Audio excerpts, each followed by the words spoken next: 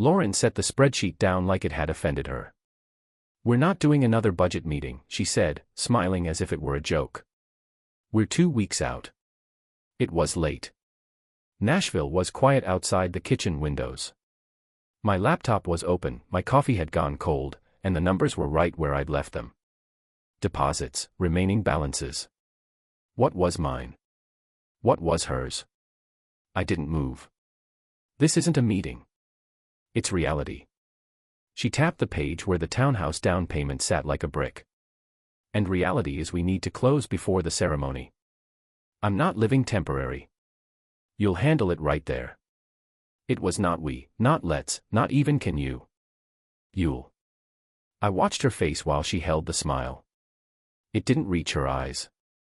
That smile was a mask you put on when you were used to getting your way. Why the rush? I asked calmly. We planned closing for after. She shrugged, light and practiced. Don't make it complicated. Just do it. I let that hang for a beat, then shut my laptop halfway. Not dramatic. Just final enough. I'll do what's right for me, too, I told her. That's the deal. Her smile tightened. Ethan, don't do the thing where you turn everything into control. I gave her a look. Funny. I was thinking the same thing. She exhaled through her nose like I'd bored her. Okay, whatever. I'm going to bed. She walked out with that smooth, confident stride she used at work events, the one that said she was always 10 steps ahead. And that's when I knew something had shifted.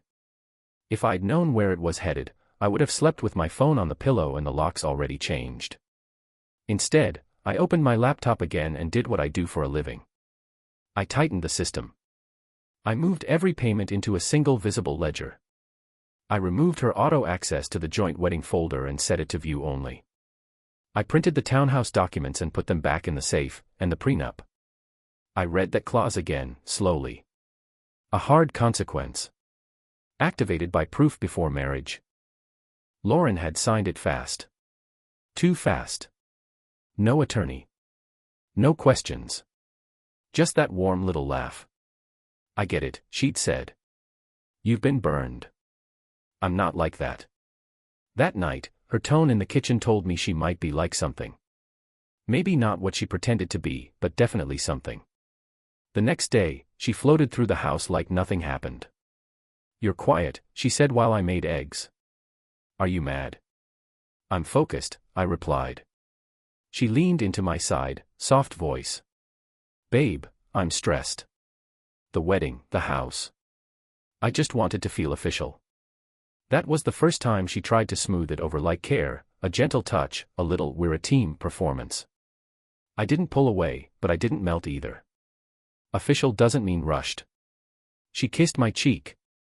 You're the steady one. That's why I love you. I looked at her, then said, don't try to steer the wheel. She blinked, then laughed. Okay, Captain. She walked away like she'd won something. Maybe she had, for the moment, because I didn't argue. I just adjusted. 2 nights later, we were at a small planning dinner with her circle. Her best friend, Tessa Harper, was there. Plus Lauren's coworker, Jana, and this guy, Nate, who always looked like he'd just remembered he had somewhere else to be. Tessa was the only one who felt real. She was the kind of woman who could joke without stabbing, and she listened like she wasn't waiting to talk.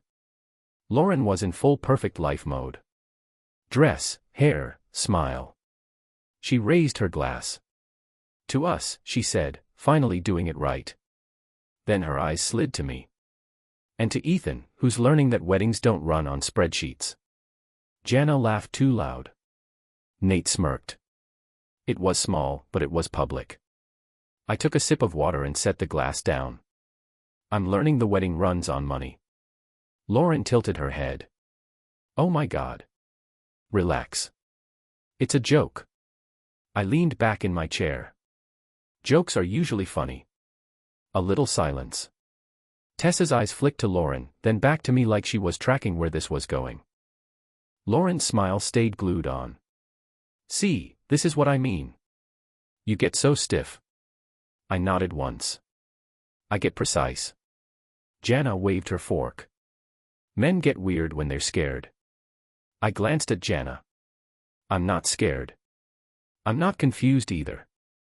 Lauren cut in fast. Okay. Okay. New rule. No wedding talk at dinner. I looked at her. That's not a rule. That's you trying to end the topic when it's inconvenient. Her eyes flashed just for a second. Then she put the sweet face back on. Babe, don't do this here.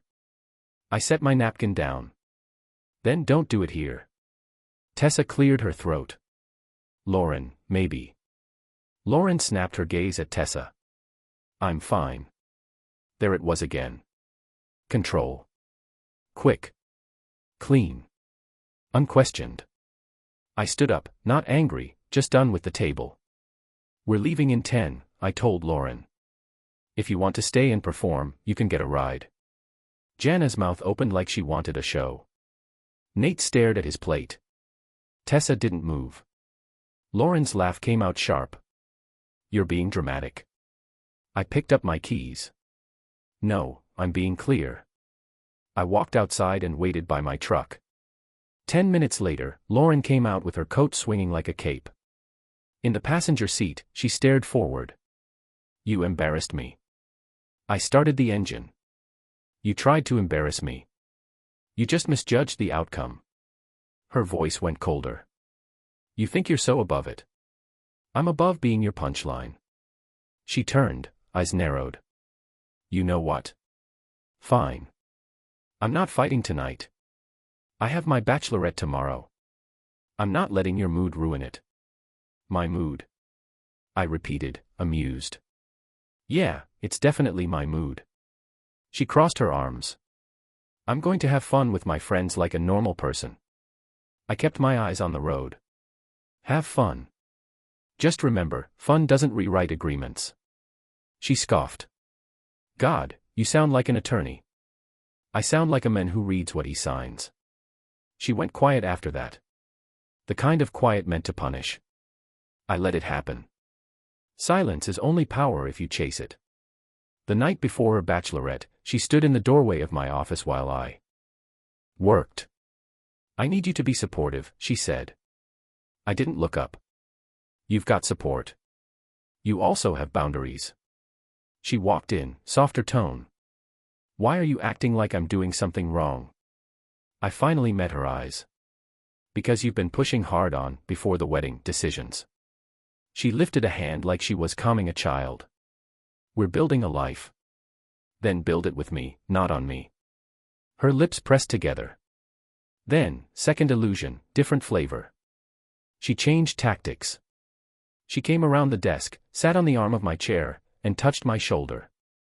You work so hard, she murmured. I'm proud of you. I just want to feel secure. I didn't move into it. I just said, security isn't something you extract. It's something we create. She kissed my temple. Okay, tomorrow night, I'll come home early. I'll be sweet. I promise. Don't promise, I told her. Act. She smiled. Fine, I'll act. And then she left, humming like everything was fine. The next evening, she posted stories before she even left the house. White dress. Last night of freedom, big grin, girls cheering in the background. I was at home, still working. A client deadline didn't care about her captions. Around 11:30, my phone buzzed. Tessa Harper. The message was short enough to punch. Ethan, I need to talk to you right now. Not on the phone. I stared at it for a second. Tessa wasn't dramatic. She wasn't a gossip. If she was texting like that, something had already gone past messy. I typed back, come by. 20 minutes later, headlights swept my driveway. She walked up with her keys squeezed in her fist like she needed something solid. Her face was pale but composed. I opened the door. What happened? She stepped inside and didn't take her coat off. That told me everything. I wasn't going to get involved, she said, voice flat. But if you wake up tomorrow and keep walking blind, that's on me. Show me, I answered. Her shoulders dropped like she was relieved. I wasn't going to make her beg. She pulled out her phone, then hesitated. Before you watch, I'm not doing this to get points. I'm not trying to replace anyone. I'm just not built to watch a train coming and say nothing. Understood, I said. Play it. The video was short. Loud music, strobe lights, women yelling. The camera swung, shaky, then landed on a corner booth.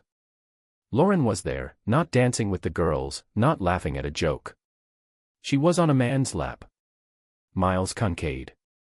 Her "we don't talk" ex-husband, the one she claimed only existed for their daughter's schedule. He had his hand at her waist like it belonged there. Lauren's hand was on his jaw, familiar and calm, not surprised, not resisting. Comfortable. In the background, someone screamed, "It's her last night. Let her enjoy it." Lauren smiled. Not embarrassed. Not confused. In control. Tessa stopped the video. The room went quiet except for my fridge humming like it didn't care. I took a breath, slow. My heartbeat didn't spike. My mind just clicked into place. I handed the phone back. Got it. Tessa blinked. That's all you're going to say." "That's enough," I replied. She swallowed. "I'm sorry." I looked at her straight. "You didn't do this. You recorded it." Tessa's eyes glistened, but she didn't cry. "Lauren's going to say it's nothing. She's going to talk fast. She's going to make you feel crazy." "She can try," I said. Tessa shook her head once. "I don't want anything from you. I just couldn't pretend I didn't see it." I nodded. "You did an adult thing. Thank you." I walked to my office without hurry, opened the safe, and pulled the folder I'd prepped months ago. Prenup, townhouse forms, payment records, the clause. I texted Mark Davenport, the attorney I'd kept in my contacts like a fire extinguisher. "Tomorrow 8 o'clock. Bring a notary. Clause activated."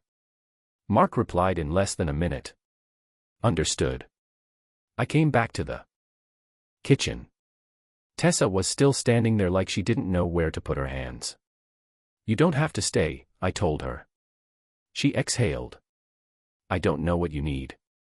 "I need quiet," I said, "and a clear morning." She nodded. "Okay, I'll go." At the door, she paused. "Ethan." "Yeah." Her voice softened. Not flirtatious, just human. "This is going to feel heavy even if you handle it clean. If you want someone nearby tomorrow, just nearby, I can come sit in the driveway. No talking. No opinions." I looked at her for a long second. "I don't need saving, but I respect you offering." She gave a small nod and left. I didn't sleep much. Not because I was spiraling, because I was organizing.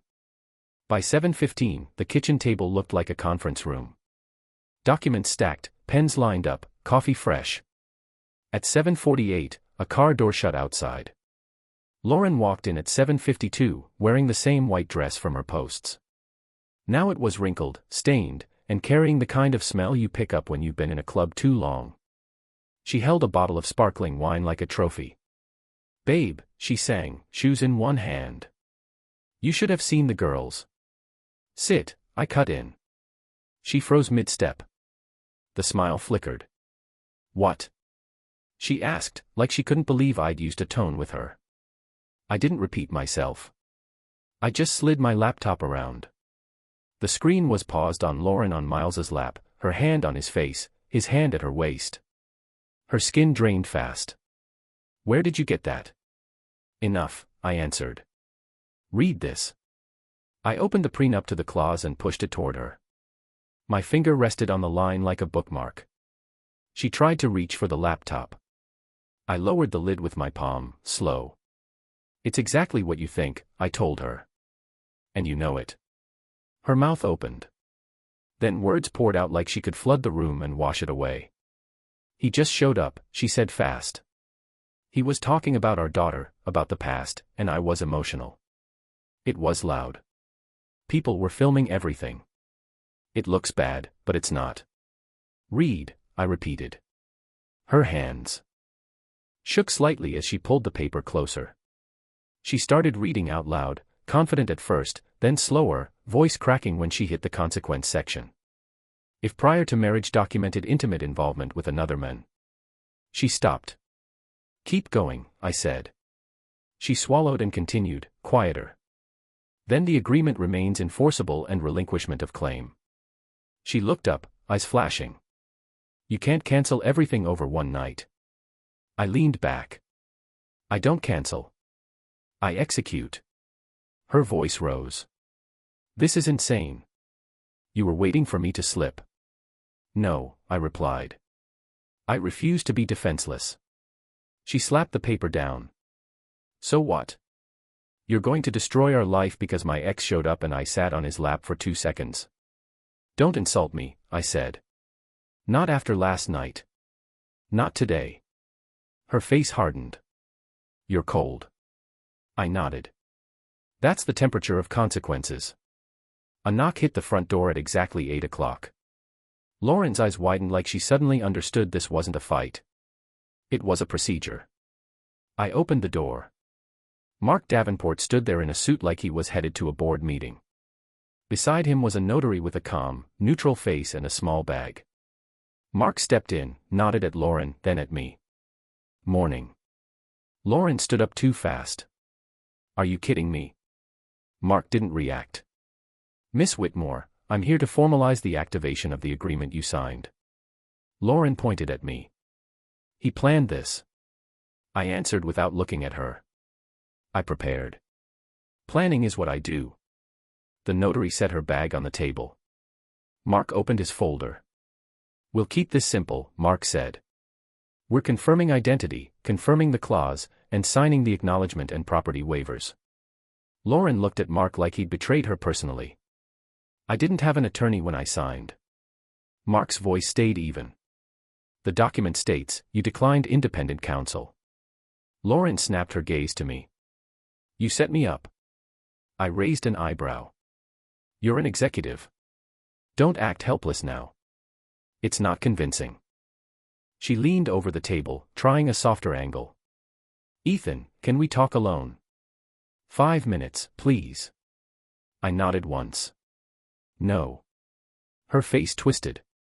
No, I'm not doing the private bargaining thing, I said. You perform in public, you deal in public. Mark cleared his throat. Miss Whitmore, if you refuse to sign the acknowledgement, we still proceed with notice and documentation. Signing simply confirms you received and understood. Lauren's voice sharpened. You're really going to throw me out of my own house? I didn't flinch. It's my townhouse. Your name isn't on it. That was your rush, remember? Before the wedding. She looked like she'd been slapped. I moved in. I allowed you access. I corrected. Access isn't ownership. That hit her. You could see it. She tried to grab the steering wheel again, but it wasn't attached anymore. She turned to Mark. This is because of a stupid video. Mark glanced at me for confirmation. I spoke. It's because she chose to risk everything for attention from a man she swore was just co-parenting. Lauren slammed her hand on the table. He is our daughter's father. And last night he was your favorite seat, I said, calm. The notary slid the first document forward. Miss Whitmore, please present your ID. Lauren's eyes darted around like she wanted an audience, like she wanted someone to gasp and rescue her. No one did, because Tessa walked in then, quietly, and took a seat on the far side of the kitchen. Not smug, not smiling, just present. Lauren's head snapped. Are you serious? You brought her. Tessa spoke softly. I didn't get brought. I came because I'm not hiding. Lauren laughed, brittle. You're enjoying this. Tessa didn't budge. No, I'm just not lying. Lauren looked back at me, voice dropping into a threat. You'll regret this. I nodded once. Maybe, but I won't regret respecting myself. The signing took 15 minutes. Identity, dates, initials, acknowledgement, waiver of claim on the townhouse, confirmation of wedding expense terms. Lauren signed with a hand that shook more from rage than fear. When it was done, Mark gathered the papers. The notary stamped and packed up, and the house felt quiet in a different way, like the air had finally stopped pretending. Lauren stood there, breathing hard. So that's it. You're just ending it. I didn't soften my voice. The wedding is off. You have until Sunday to remove your things. After that, locks change. No contact. Her eyes went wide. You can't just. I already did, I cut in. That's the part you keep missing. She grabbed her phone. I'm calling my sister. I'm calling everyone. You're going to look like a monster. I gave a short laugh. Go ahead. Tell them you got caught on video being emotional. Make it inspiring. She stormed upstairs, heels clacking like punctuation. Mark lingered by the door. I'll file the confirmations with my office. No court appearances, no drama, just documentation. Perfect, I said. Mark nodded and left. Tessa stayed seated, hands folded. She looked tired for a minute. Neither of us spoke. The silence wasn't punishment. It was just aftermath. Finally, Tessa said quietly, I'm not asking for anything. I glanced at her. Good. She gave a small, sad smile. I just want you to have someone near today, because even when you do everything right, it still hits. I stood, poured 2 coffees, and set one in front of her. Stay for coffee, I said. Then you go. She looked up. That's it. That's it, I confirmed. I don't need you to save me, but I respect that you didn't disappear. She nodded. And for the first time since last night, her shoulders lowered like she could breathe. Upstairs, drawers opened and shut. Lauren's voice rose on a phone call, sharp and performative. She's doing this to me, she shouted. He's throwing me out. I took a sip of coffee and stared at the wall clock. Tessa spoke again. Careful. She's going to try the sweet version next. Then she'll try the scorched earth version. I looked at her. You know her patterns. Tessa's jaw tightened. I've watched her use people like props for years. I didn't ask for details. I didn't need them. I already had enough footage. By noon, Lauren came downstairs carrying a suitcase. Her face was composed again. New mask. She walked to the kitchen doorway and softened her voice like she was auditioning. Ethan, can we just reset? I'm sorry. I got caught up. The girls were yelling. Miles was there and it was stupid. I didn't move. Stupid is leaving a candle on. Last night was deliberate. She stepped closer, lowering her voice. I love you. I tilted my head. You love what I provide. Her eyes flashed. That's not fair. I nodded toward the documents now stacked in Mark's folder copy I'd kept. Fair is signed. She tried a different angle. Watery eyes, shaking voice. I was nervous. I was scared of marriage. People do dumb stuff when they're scared. I kept my voice steady. Adults manage fear without disrespect. She reached for my arm. I stepped back. Not harsh, just clear. Don't touch me, I said. Not after that. Her mouth tightened. So you're just going to throw away everything because of optics? Her voice turned icy. You're dead to me. Tessa's reply was quiet. I can live with that. I can't live with lying. Lauren looked back at me like she was scrambling for the last lever. At least let me stay until after the weekend. The wedding stuff. People will ask questions. I gave a short laugh. You mean the status photos? The perfect life package? No. Her face twisted. You're going to humiliate me. I corrected her. You already did that. I'm just not covering it up. She clenched her jaw. You think you're so righteous? I think I'm done, I said. That's all. She grabbed her suitcase and walked towards the door, then stopped with her hand on the knob. This isn't over, she said. I met her eyes. It is for me. She left.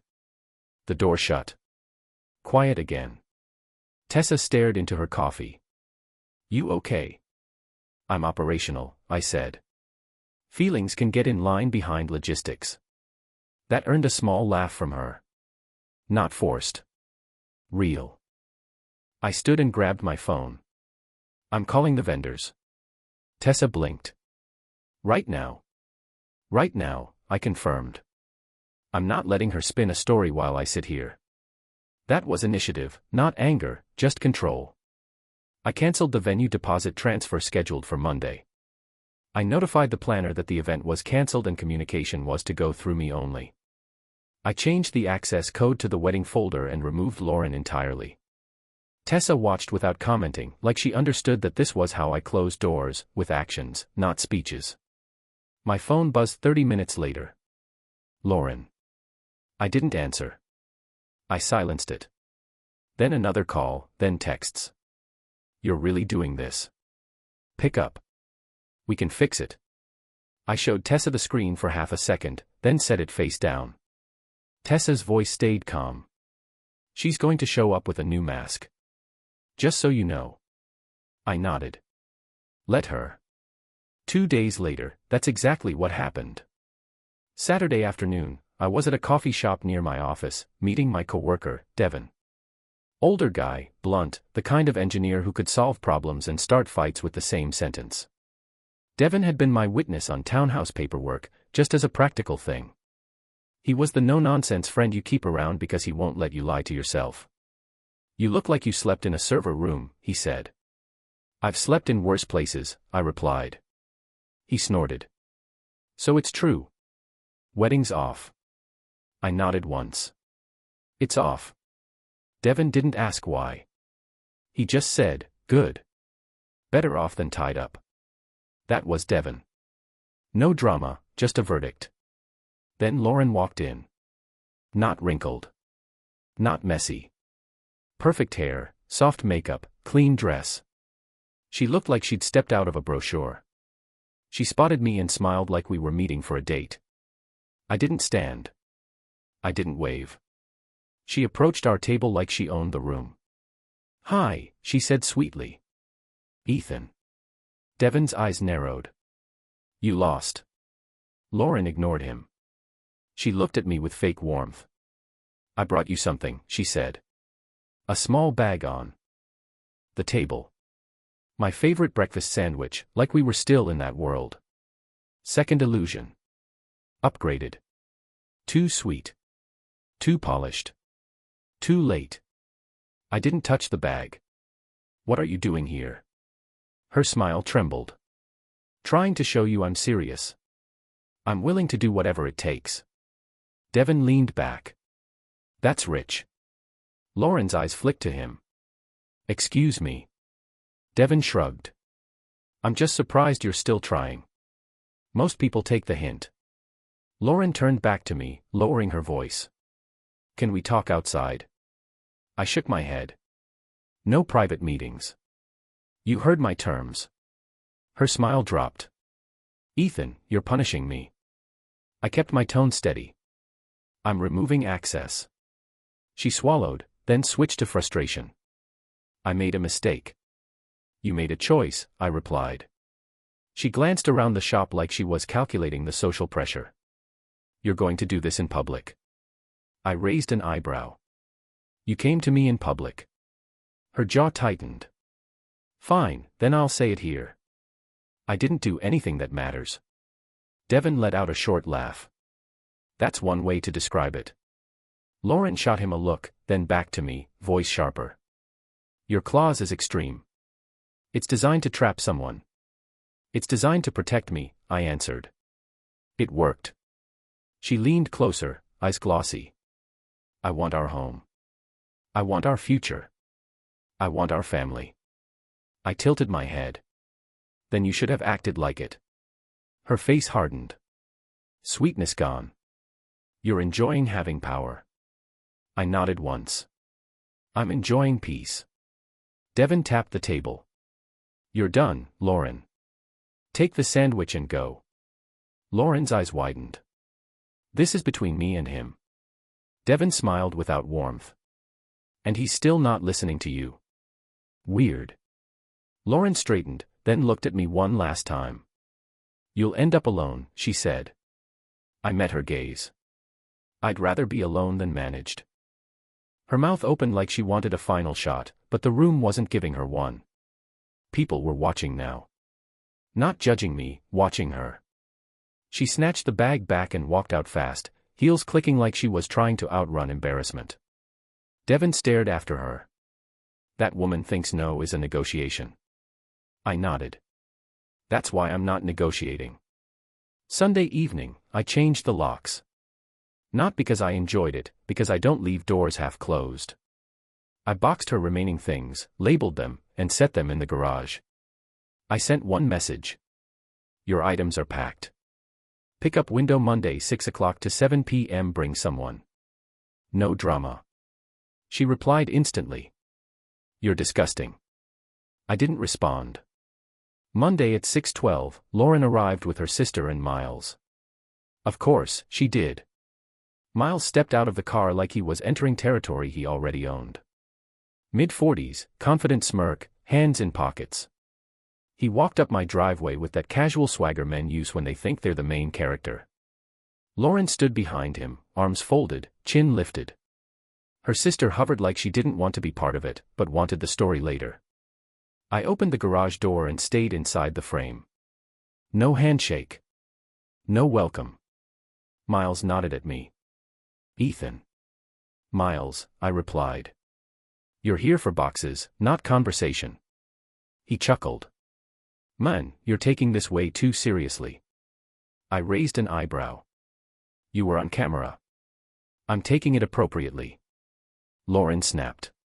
"Stop." Miles held up his hands. "Relax. We came to get her stuff." I pointed at the stacks. "It's all there. Take it and go." Lauren stepped forward. "You can't just erase me like I didn't live here." I looked at her, calm. "You erased yourself the night you smiled on his lap." Miles scoffed. It was a party. I glanced at him. "And you're a habit." Lauren's sister muttered, "Oh my God." Lauren's eyes narrowed. "You're really going to be smug?" I nodded. "I'm going to be finished." Lauren took a step closer. "You know what you're doing. You're trying to make me the villain." I tilted my head. "No, I'm just not covering for you." Miles stepped closer, voice low. "You better watch how you talk to her." I smiled slightly, not because it was funny, but because it was predictable. "Or what?" "You'll glare harder." He leaned in. "You think you're tough because you got paperwork."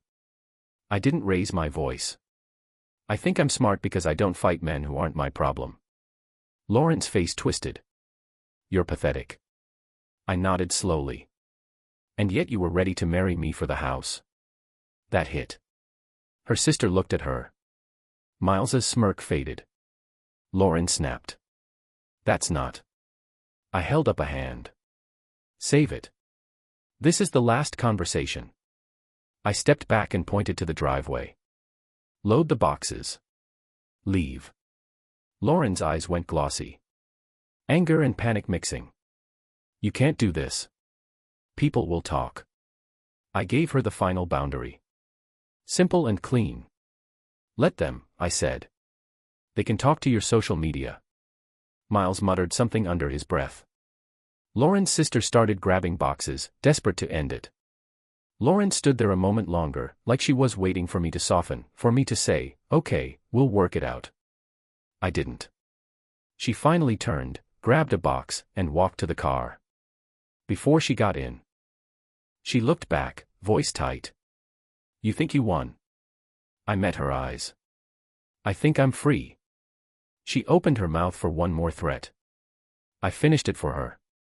"This is where you stop having access to my life," I told her. "Drive safe." Then I closed the garage door. Inside the quiet, my phone buzzed again. Texts from unknown numbers, probably her friends, fishing for a narrative. I ignored them. I made one call instead. "Tessa," she answered like she'd been expecting it. "Hey, I'm not calling to rehash," I said. I wouldn't let you, she replied. I let out a short breath that almost sounded like a laugh. Coffee tomorrow, if you want a pause then. Yeah, I want. After everything settled, vendors cancelled, keys recovered, locks changed, life didn't magically become easier. It became cleaner.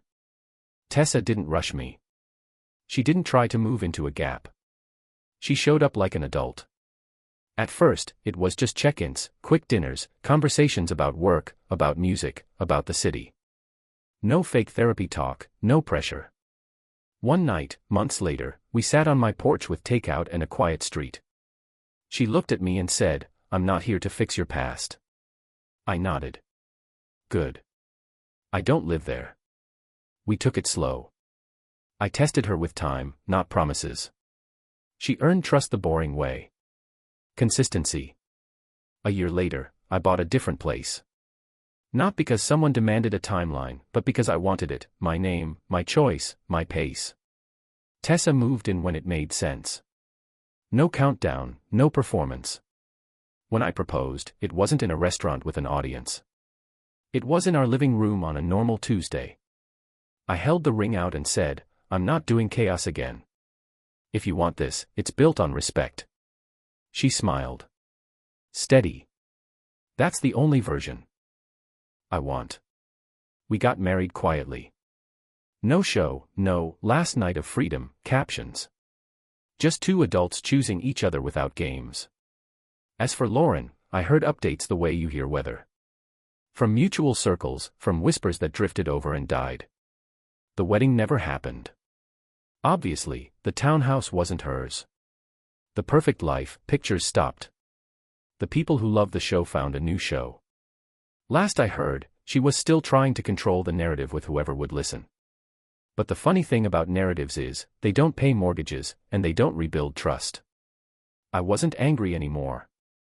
I wasn't even curious, because the point wasn't to punish her. The point was simple. I stopped letting someone treat my life like a resource to manage. And once you do that, the room gets real quiet. That's not loneliness. That's peace.